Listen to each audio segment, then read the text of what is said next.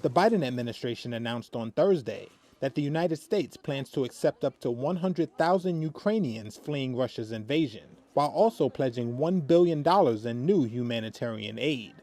This news comes after a month of bombardments touched off Europe's fastest-moving refugee crisis since the end of World War II, and coincides with U.S. President Joe Biden's meeting with European leaders in Brussels to coordinate the Western response to the crisis. This is not something that Poland or Romania or Germany should carry on their own.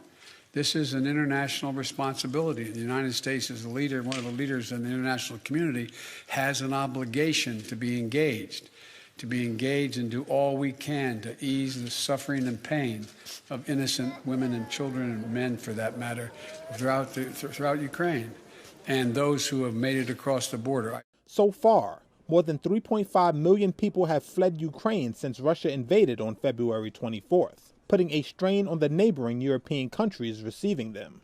As a result, U.S. lawmakers and advocates have urged Biden to do more to help those seeking refuge in the United States.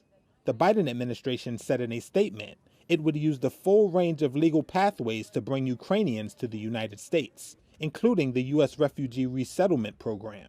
The current effort to allow more Ukrainians into the United States is part of a broader series of aid measures announced by the Biden administration on Thursday, including $1 billion in new funding toward humanitarian assistance to support people still in Ukraine and those affected by the global impacts of Russia's war, which Russia calls a special military operation.